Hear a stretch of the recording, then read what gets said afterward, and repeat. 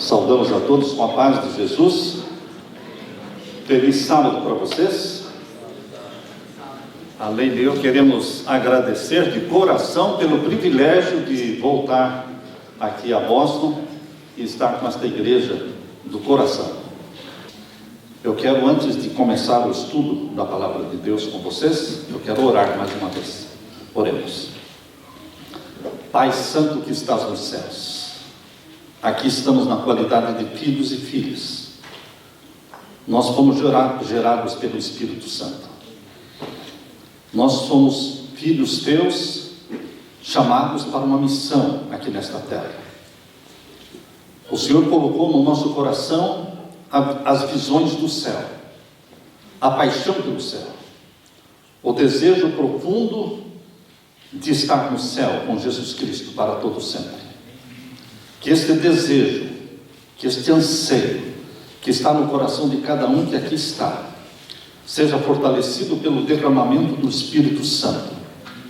Que o Senhor, neste momento, Pai amado, em nome de Jesus, derrame o Espírito Santo sobre mim e sobre os meus irmãos. Toma posse da nossa mente, movendo-se entre nós e movendo-se dentro de nós, abrindo a nossa mente, preparando o nosso coração, abençoando o teu povo, pois pedimos em nome de Jesus. Amém, Senhor. Queridos, o céu a qualquer preço. Este é o tema geral do final da semana. Quanto custou o céu? Que preço Deus pagou para colocar você no céu? O sangue precioso do nosso Senhor Jesus Cristo. Eu gosto de falar que nós fomos comprados pelo ouro do seu sangue e pela prata das suas lágrimas. Este foi o preço que Deus pagou para colocar você e eu no céu. Mas, quando nós falamos o céu a qualquer preço, na mente de Jesus foi o céu a qualquer preço, porque ele veio disposto a morrer para nos salvar. Mas do lado de cá, do seu lado, do nosso lado, que preço você está disposto a pagar? Mas pastor, o céu já foi comprado pelo sangue de Jesus, não vai nos custar nada. Então, se não vai nos custar nada, por que é que Jesus disse: aquele que quiser vir após mim, negue-se a si mesmo, tome a sua cruz e siga-me? Existe uma cruz, e alguns pensam que a cruz a ser carregada é a cruz de Jesus. Não, queridos, a cruz de Jesus foi ele que carregou. Quando Jesus disse: aquele que quiser vir após mim, negue-se a si mesmo, tome a sua cruz e siga-me, é a sua cruz, não é a de Jesus. É a cruz para que você crucifique o seu eu. O nosso eu precisa ser crucificado, porque Jesus crucificou o eu dele, porque ele dizia: não seja como eu quero, mas como tu queres, Pai. E nós temos que aprender com Jesus a crucificar o nosso eu. Cada coração tem um trono e cada coração tem uma cruz. Nós precisamos colocar o nosso eu na cruz e colocar Jesus Cristo no trono do nosso coração, para que a vontade dele, e somente a vontade dele, seja feita na nossa vida. Queridos, o que é que nós temos que crucificar, negar e dizer não para nós mesmos para estar no céu? Vocês lembram quando Deus tirou o seu povo de Israel do Egito? Quando o povo de Israel saiu do Egito, saiu em direção à terra prometida. Assim como Deus está nos levando para o céu, para a Canaã celestial, essa história é repetida hoje, porque ela já aconteceu no passado. Deus tirou o seu povo do Egito e o conduziu para Canaã. Era a Canaã terrestre e agora é a Canaã celestial. Mas quando o povo de Deus saiu do Egito, saiu uma mistura de gente, trigo e joio juntos. E para variar, para não fugir da regra, vocês acham que naqueles 2 milhões de pessoas que saíram do Egito, mais de 2 milhões de pessoas que saíram do Egito, porque eram 603 mil homens de 20 anos para cima, não contando mulheres e crianças, e não contando homens abaixo de 20 anos, então nós poderemos ter certeza que teria de 2 a 3 milhões de pessoas. Queridos, o que vocês acham? Será que fugiu-se da regra? Tinha mais trigo do que joio? Ou lá também existia mais joio do que trigo? O que você acha? Mais joio do que trigo. Sempre o joio é num número maior. Por isso que aquela geração toda pereceu no deserto. Toda aquela geração pereceu no deserto.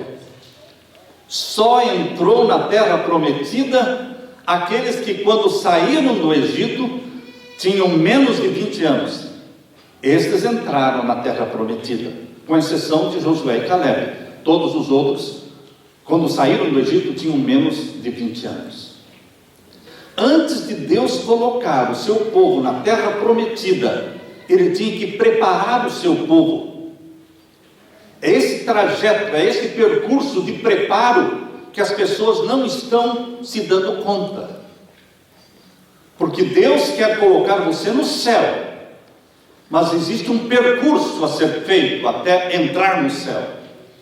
Deus não podia pegar aquele povo que saiu do Egito, um povo ignorante, um povo escravo, um povo que vivia sem Deus, porque eram escravos, não guardavam os mandamentos de Deus, certamente tinham esquecido de Deus e dos mandamentos de Deus. Deus não podia colocar esse povo na terra prometida. Deus também não pode colocar a sua igreja do jeito que está, morna, apostatando-se, identificando-se com o mundo, se assemelhando ao mundo. Deus não pode colocar essa igreja no céu, porque o pecado voltaria a acontecer no céu. A história do pecado, da rebelião, aconteceria de novo, e Deus já disse que a angústia não vai se levantar pela segunda vez. O mal não vai se levantar pela segunda vez. Aqueles que Deus colocará no céu são pessoas que foram testadas, provadas, e mostraram diante de Deus e do universo que eles amam a Jesus Cristo e querem o céu a qualquer custo. Você, meu irmão, minha irmã, você quer o céu a qualquer custo? Ou existem coisas que você não vai abandonar pelo céu? Isso eu não vou fazer, pastor. Isso eu não largo. Isso eu não abandono.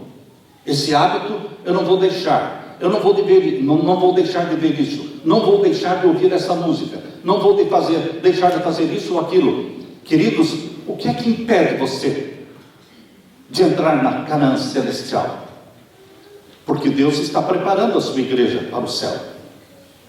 É nesse preparo que muitos se perdem, assim como aconteceu com Israel no deserto. Deus pretendia colocar o seu povo na terra prometida em poucos meses, porque em questão de 2 ou máximo 3 meses, desde o momento em que eles saíram do Egito, eles já estavam na fronteira da terra prometida. Eles estavam na fronteira para possuir Jericó, em poucos meses. Mas o que aconteceu? O povo não estava preparado. O povo era rebelde. O povo era teimoso. O povo era idólatra. E eles queriam matar os líderes. E Deus disse então em Números 14, 34. Abra sua Bíblia. Em Números 14, 34. Veja o que Deus disse. O livro de Números 14 e o verso 34. Segundo o número dos dias em que espiastes desta terra, 40 dias. Lembra-se? Quando Deus falou isso, eles já tinham atravessado o deserto. Eles estavam na fronteira para entrar, estavam enxergando a terra prometida. Pouquíssimos meses, 2 ou 3 meses de trajeto, de percurso. Mas o que é que Deus disse? Verso 34, segundo o número dos dias em que espiastes esta terra, 40 dias, por cada dia 1 ano. Levareis sobre vós as vossas iniquidades 40 anos. Depois de estar na fronteira da terra prometida, eles tiveram que voltar. Tiveram que voltar porque eles não tinham fé, não amavam a Deus, amaldiçoaram a Deus. Por que Deus fez isso conosco? Vejam o capítulo 14, o verso 27. Até quando sofrerei esta má congregação que murmura contra mim? Queridos, como é que Deus iria colocar na terra prometida um povo murmurador, reclamão, que reclama da neve, que reclama da chuva, reclama do sol, reclama do frio, reclama do calor, reclama do emprego, do trabalho, reclama de tudo? Será que eu estou falando para alguém reclamão? Deus não aceita e não suporta os murmuradores, porque Deus habita entre os louvores dos seus filhos, e não entre as murmurações dos seus filhos. Por isso Deus disse: esta geração murmuradora não vai entrar. Assim como vocês falaram, vai acontecer. Vocês vão voltar e vão perecer no deserto. Queridos, Deus quer nos colocar no céu. O preço já foi pago. Mas você e eu precisamos nos negar a nós mesmos, dizer não para os nossos desejos não santificados, dizer não para as nossas vontades que não são cristãs, para os nossos hábitos, crucificar isto na cruz e seguir a Jesus. Jesus tem que ser uma paixão e uma obsessão na sua vida, e você tem que pensar no céu dia e noite. E você tem que estar disposto a renunciar tudo que for preciso para alcançar o céu, que já foi comprado. Mas Deus quer purificar a sua igreja para colocá-la no céu. Agora, queridos, aqueles que querem o céu a qualquer custo, eles precisam se lembrar que Deus deu para esta igreja, que nasceu em 1844, um movimento profético mundial. Deus deu uma mensagem específica para que esta igreja pregue a todas as nações, línguas e povos. Abra sua Bíblia em Apocalipse capítulo 14. Apocalipse capítulo 14, aqui está a mensagem, o sermão que Jesus Cristo escreveu. Ele não deu para outro escrever, ele mesmo escreveu esse sermão para que a sua igreja remanescente no tempo do fim desta última geração pregue esta mensagem que não é popular, não é agradável, mas é a mensagem que Deus quer que você pregue. Nós não fomos chamados para ser uma igreja popular, nós não fomos chamados para ser a maior igreja do mundo, nós fomos chamados para pregar uma mensagem profética. Nascidos de um movimento profético, a mensagem a ser pregada é uma mensagem profética. Apocalipse 14, verso 6. Primeira mensagem, a mensagem do primeiro anjo. Vi outro anjo voar pelo meio do céu, e tinha um evangelho eterno, para o proclamar aos que habitam sobre a terra, e a toda a nação, tribo, língua e povo, dizendo com grande voz: temei a Deus e dai-lhe glória. Nós não precisamos temer ninguém e a nada. Aquele que teme a Deus não teme mais nada. Você tem medo da morte, do desemprego, do câncer? Você tem medo? Quem teme a Deus não teme mais nada, porque o temor a Deus expulsa fora o quê? O medo. O temor a Deus expulsa fora o medo. Quem teme a Deus não teme mais nada. Se tiver que viver, vive. Se tiver que morrer, morre.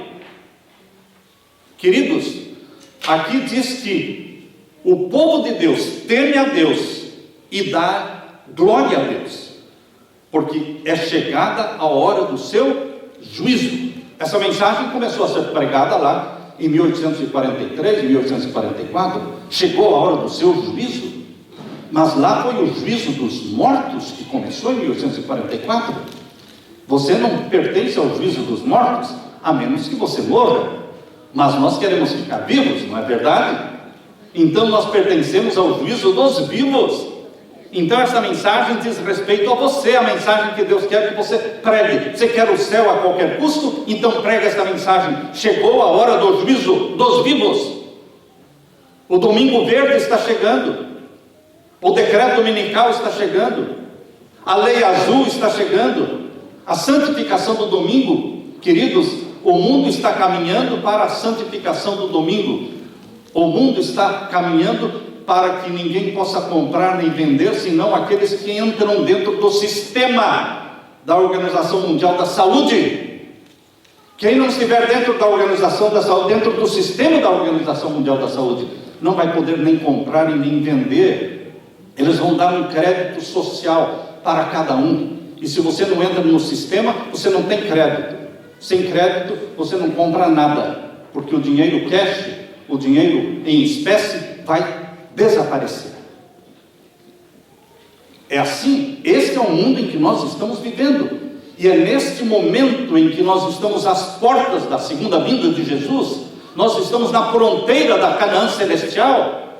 É nessa hora que muitos estão vacilando, temendo, cedendo, fazendo concessões que não deveriam fazer. O remanescente de Deus não aceita pressão. Não adianta pressionar o remanescente de Deus, que ele não se deixa pressionar. Ele não abre mão de princípios. Ele não abre mão do fato, do princípio de que o nosso corpo é o templo do Espírito Santo, e eu não vou ingerir nada que prejudique a minha saúde e destrua o sistema imunológico que Deus me deu. Não vou. Então você não vai poder comprar, não compra. Então você não vai poder viajar, não viaja. Então você não vai poder viver na cidade, não tem problema, vou viver no campo. Queridos, o remanescente de Deus não cede, ele é firme nos princípios. Por isso, queridos, agora chegou a hora do juízo dos vivos. O juízo dos vivos começará com a lei dominical. Então começa o selamento do povo de Deus e o selamento dos ímpios. A obra do selamento dos ímpios com o sinal da besta, e a obra do selamento do povo de Deus com o selo do Deus vivo. É agora, não é 50 anos atrás, não é 50 anos na frente, meu irmão, é agora. Por isso que o nosso sonho com o céu tem que ser mais forte do que antes. Nós temos que sonhar e pensar no céu mais do que a geração anterior, porque nós somos a última geração na terra. Temam a Deus e deem glória a Deus, porque chegou a hora do juízo dos vivos. E aqui diz, queridos: adorai aquele que fez os céus e a terra, o mar e a fonte das águas. É um movimento remanescente, profético, criacionista, porque adora o Criador dos céus e da terra, que crê piamente numa semana de criação de 7 dias, e que no 7º dia Deus abençoou, santificou e descansou. Esse é o maior movimento criacionista do mundo, o movimento profético adventista, maior movimento criacionista do mundo, que surgiu em 1844, e o maior movimento evolucionista do mundo, com Charles Darwin, surgiu em 1859. Viu como os dois maiores movimentos opostos surgiram no mesmo tempo, na mesma época? 1844, 1859. Você faz parte do maior movimento criacionista do mundo, que vai na contramão do mundo, vai na contramão das universidades, porque nós somos criacionistas. Cremos que Deus é aquele que fez o céu, a terra, o mar e as fontes das águas. Nós somos criaturas dele, criados à imagem e semelhança dele. O pecado destruiu essa imagem, mas a redenção em Jesus Cristo restaura esta imagem. A salvação em Jesus Cristo, o sangue de Jesus Cristo e o Espírito Santo sendo derramado sobre você, restaura em você a imagem de Jesus Cristo, o caráter de Jesus Cristo, a mente de Jesus Cristo é implantada em você. Você se torna um homem, uma mulher, dependentes do Pai Celestial, como Jesus era dependente do Pai Celestial. E Deus vai agir através de você e fazer milagres por seu intermédio, como fazia milagres através de Jesus. Queridos, Jesus realizava os milagres não porque era Deus, mas porque era um homem que vivia na dependência de Deus. Por isso o profeta Eliseu também fazia os mesmos milagres que Jesus fez. E Eliseu, o profeta, não era Deus, ele era um homem que cumpriu a missão dada por Deus, vivia na dependência de Deus, e ele realizou os mesmos milagres que Jesus realizou. Esta é uma prova de que você, remanescente de Deus, nesta última geração, também pode, batizado pelo Espírito Santo, realizar os mesmos milagres e ser um Jesus andando na terra, porque você reflete o caráter de Jesus Cristo, você é uma extensão das mãos de Jesus Cristo. Tema a Deus e dê glória a Ele. E agora a mensagem do segundo anjo. Outro anjo seguiu-se dizendo: caiu Babilônia, aquela grande cidade, que todas as nações deu a beber do vinho da ira da sua prostituição. Babilônia é um nome, é um código. Quando você lê Babilônia no Apocalipse, entenda como Roma. Babilônia no Apocalipse é um substituto para Roma. Caiu, Roma.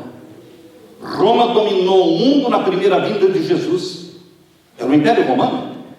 Roma estará dominando o mundo na segunda vinda de Jesus. Roma, sempre Roma. Mas, queridos, a Bíblia diz que Roma vai cair. Existe uma pregação que derruba as doutrinas pagãs, errôneas de Roma. E quem prega essas doutrinas? Os 144 mil.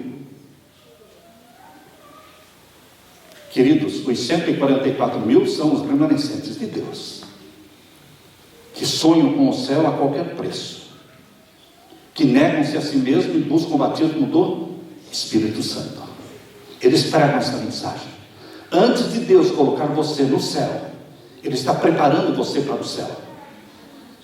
E você precisa pregar essa mensagem.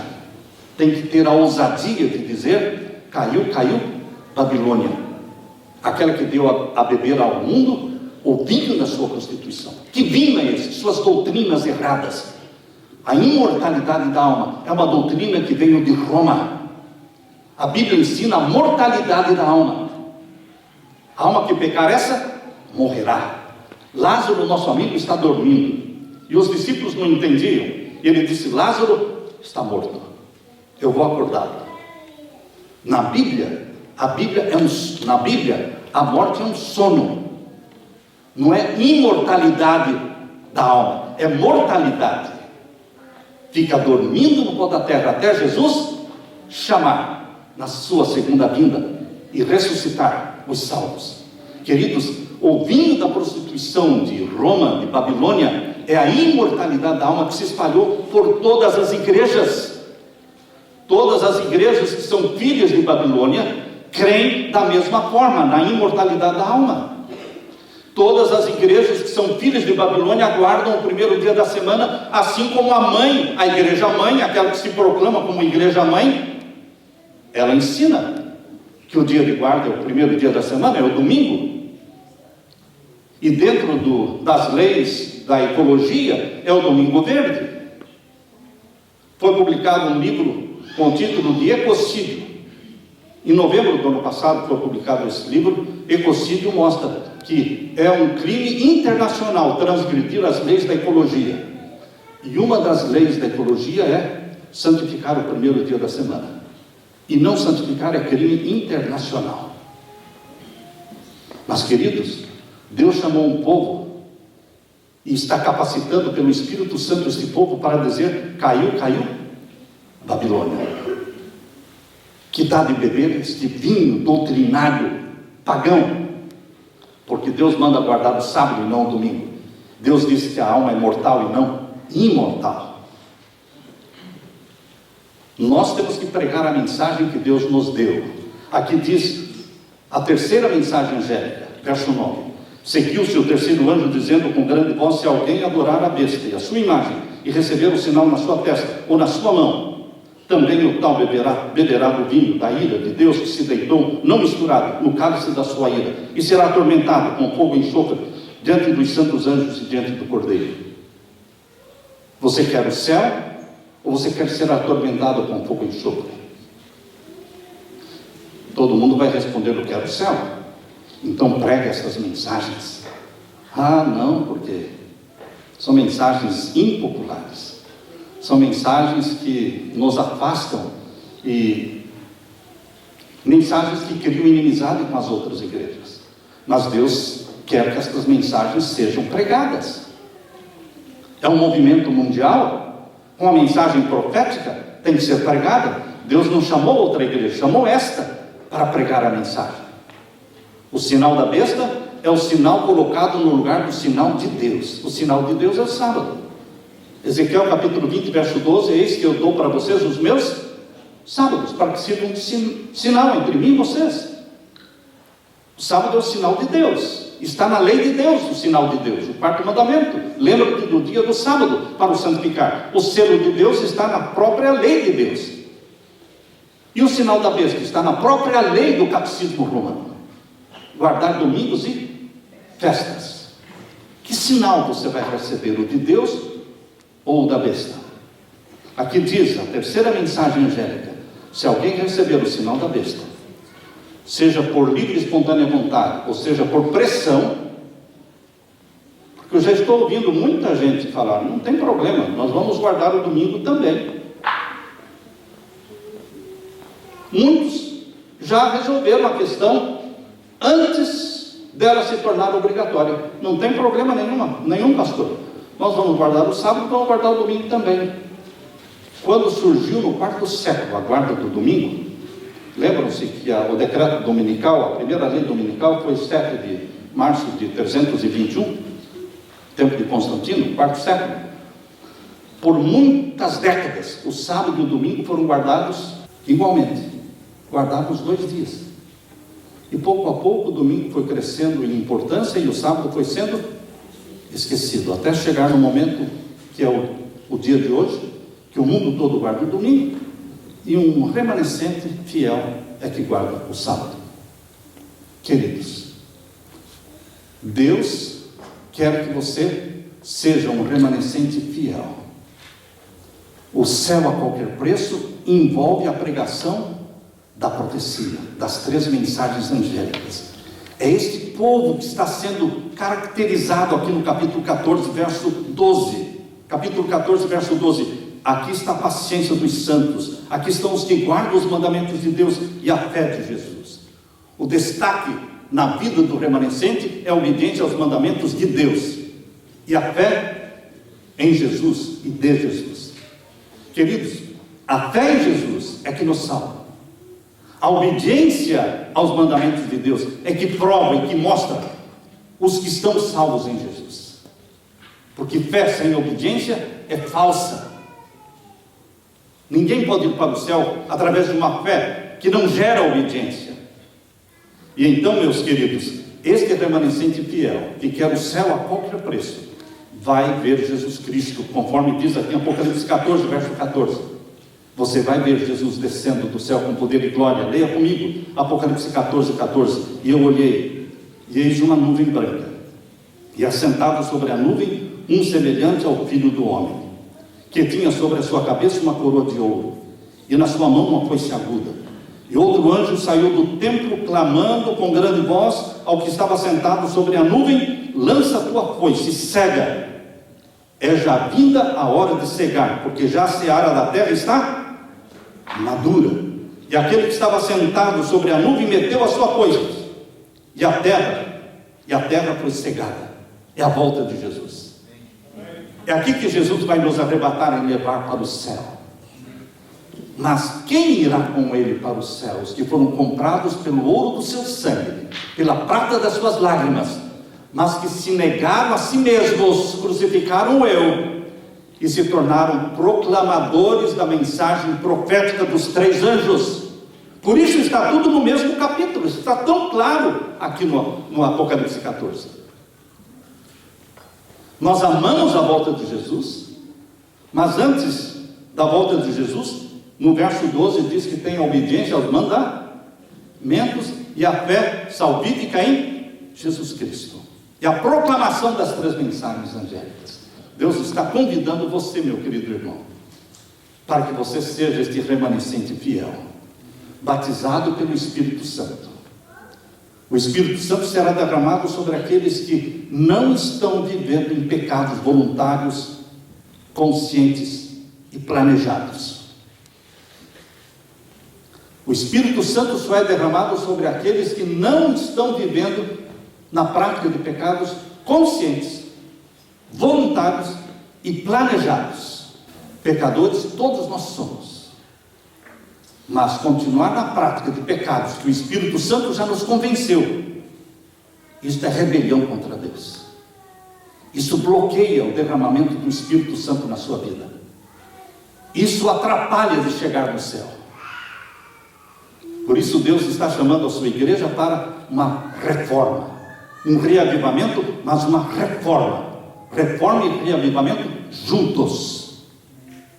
Derramamento do Espírito Santo, mas não um derramamento que se torna um movimento de oba-oba, que tudo pode. Não. Tem que existir também reforma, mudança de vida, de estilo de vida, de hábitos, de costumes. Deixar-se transformar. Deus quer derramar sobre você, meu irmão, o Espírito Santo. A chuva serôdia está prometida para a nossa geração. No primeiro século foi a chuva temporânea do Espírito Santo, para a semeadura da semente. Mas agora é a chuva serôdia para a colheita da grande seara da terra.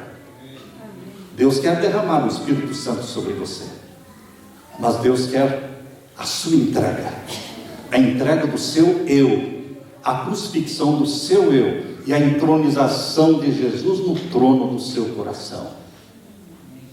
E que você diga: Pai, a tua vontade seja feita na minha vida. Eu crucifico o meu eu, meus desejos egoístas, meus projetos terrestres, eu os coloco tudo na cruz. Eu peço que a tua missão, que o teu plano para a minha vida se cumpra, que o Senhor derrame sobre mim o Espírito Santo, que o Espírito Santo me convença dos pecados que eu ainda não conheço, ainda não tenho consciência deles, que o Senhor vá me convencendo dos defeitos de caráter que precisam ser corrigidos, porque eu quero a mente de Jesus. Eu quero o batismo do Espírito Santo. Volte logo, meu querido Jesus. Dá-nos o céu. Transporta-nos para a Canaã celestial. Não nos abandone, querido Jesus. Neste momento eu suplico, amado Jesus, que o Senhor derrame o Espírito Santo sobre cada filho, cada filha que aqui está. E que unidos, amando-te de todo o coração, proclamemos a tua mensagem e preparemos um povo para a tua volta. Ouve a nossa oração neste momento. Em nome de Jesus pedimos. Amém, Senhor. Amém, Senhor.